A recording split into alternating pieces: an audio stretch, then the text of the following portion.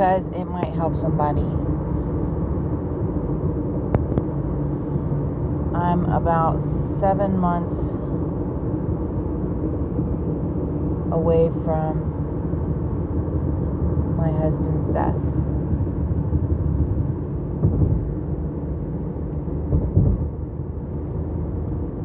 Seven and a half. And I'm right on the intersection of looking back and looking ahead, and wanting to live in the past and wanting to move forward. And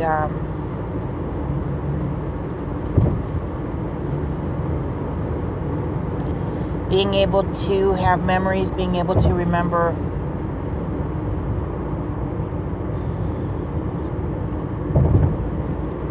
without such a sense of loss, without such a sense of wanting to go backwards. No, not wanting to go backwards. That's not the right thing. I have never wanted to go backwards. I think what I mean to say is that not wanting backwards to be forwards, you know? Like trying to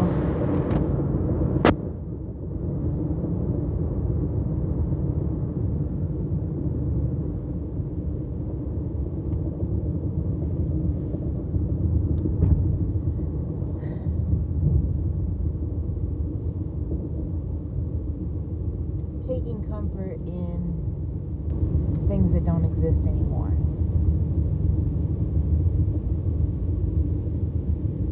Symbols of things that don't exist anymore. Taking comfort in my wedding ring, or Brian's wedding ring.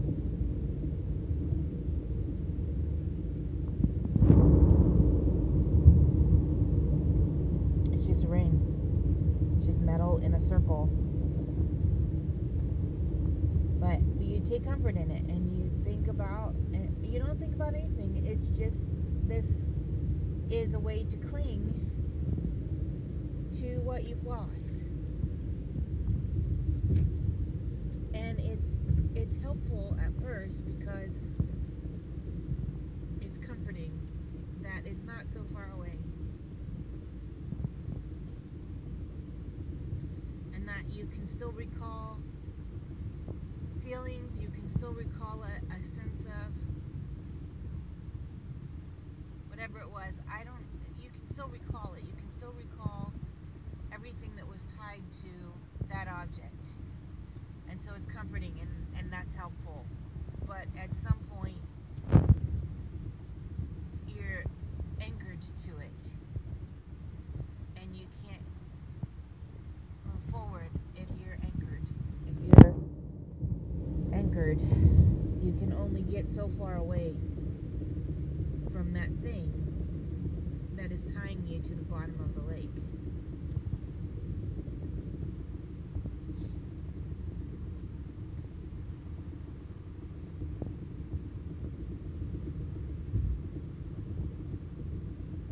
So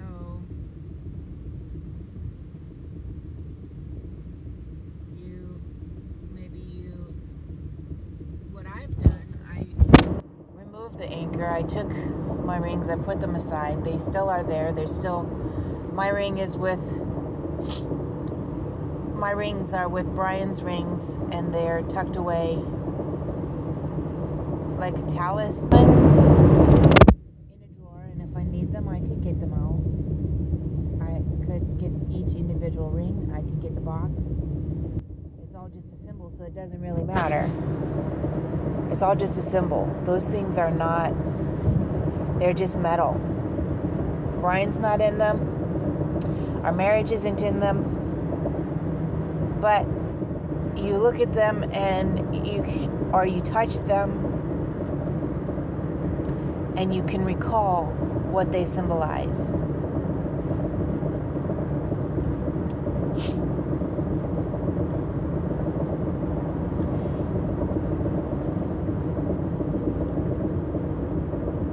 But what I really thing that I would like to talk about is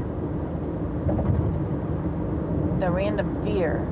The fear that I'll never be happy.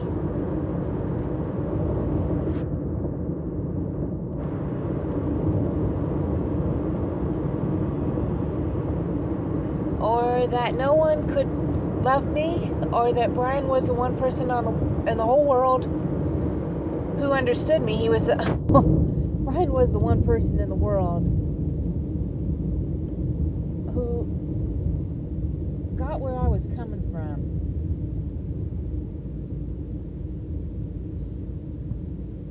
I didn't have to,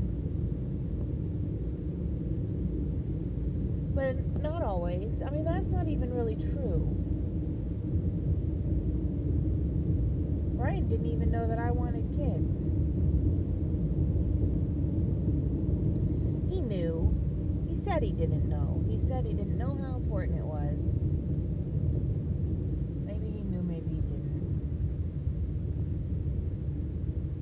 Nonetheless, Brian knew everything. It's not dating, you know, like dating you have to pretend.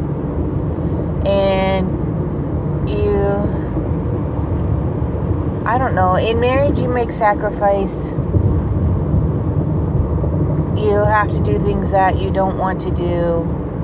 You have to consider the other person. But in dating,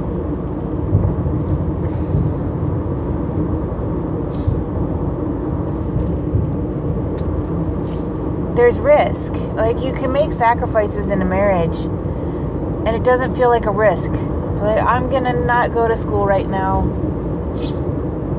because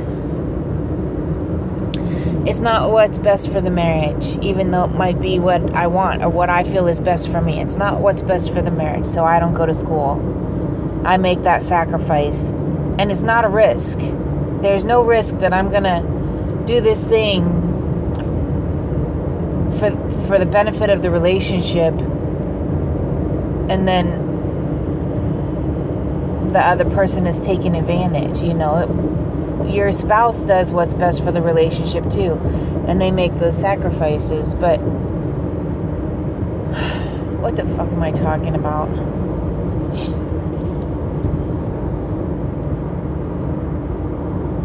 There's a lot of sacrifice in relationships. I'm not afraid of that. What I'm afraid of is when somebody gets to know me, they won't like me anymore.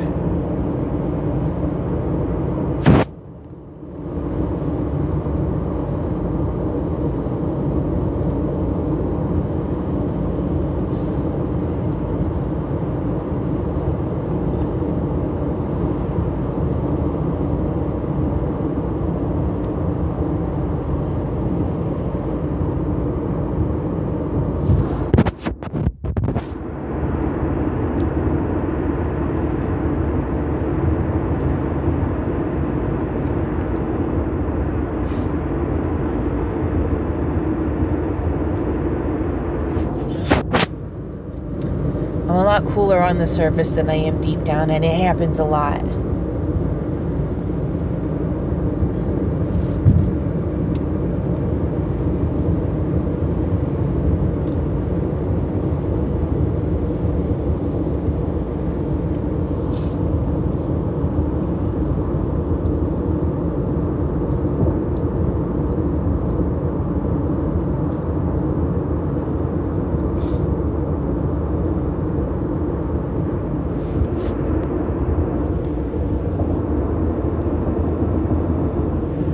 So I fear that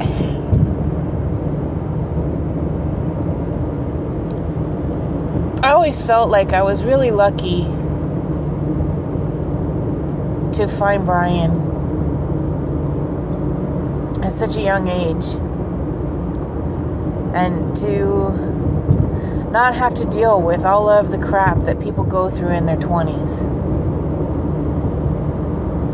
And growing up through my 20s and in my 30s, I had that confidence that it didn't matter what other people thought, because no matter what, I had Brian. You know, if I didn't have any friends, I didn't need any friends. And I don't like people.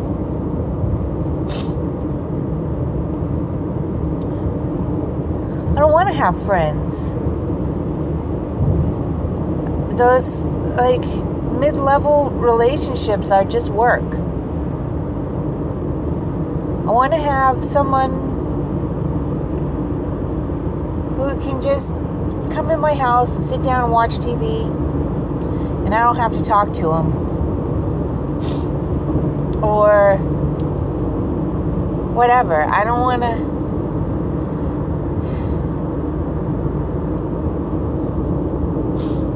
I don't want to have to be witty. I don't want to have to pretend to laugh at jokes that are stupid.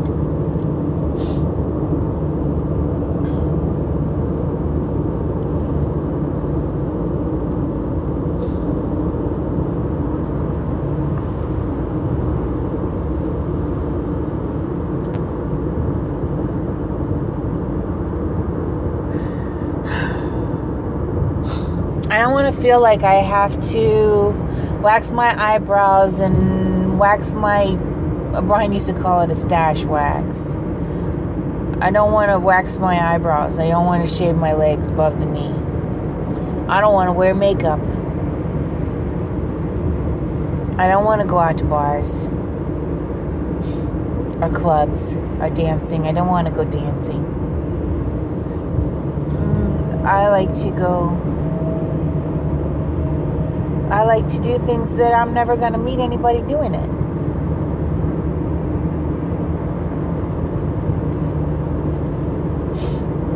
I like to sit at home and play video games or watch TV or go hiking with the dogs. I do like to go to church. I like my Wednesday group, but everybody in my Wednesday group is married with kids. Not just married, like married is okay, but they all have kids. I can't be friends with people who have kids. I mean, I can be friends with people who have kids. That's not true. And actually, I should get over that, because I'm never going to have children in my life.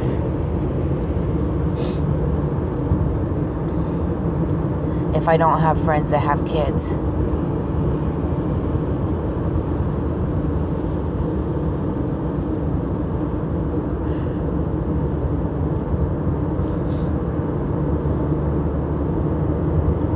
The foster care thing's still in the back of my mind.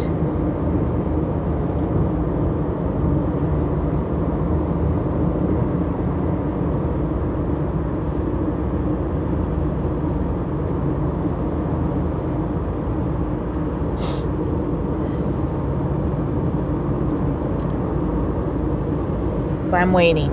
It's my time to wait. Like it or not, it's my time to wait.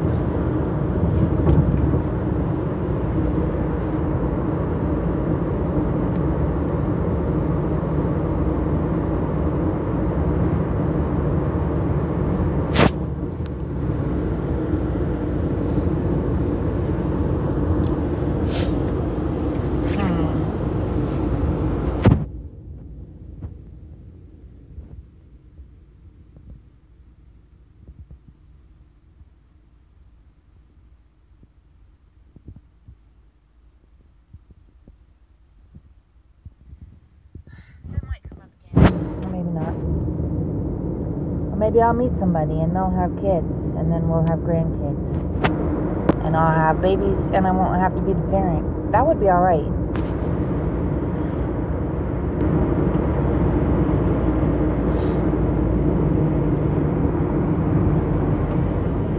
Or maybe I'll have friends who have kids,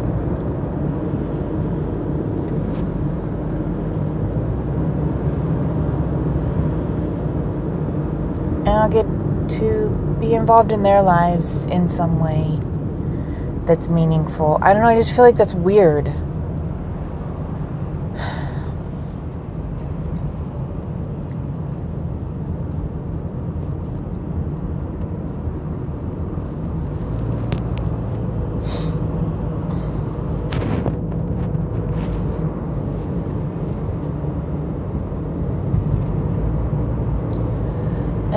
And I don't necessarily want a boyfriend or a husband or a man in particular, but I don't want to be second. Or I don't mind being second if there's someone for who I'm first. I want to be the first person that you think of. I want to be the person that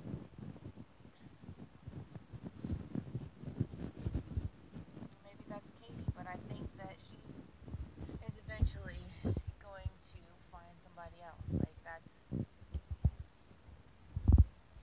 gonna be. She's still in her 30s. You know, it's different. She's young. She's still thin. She's very pretty.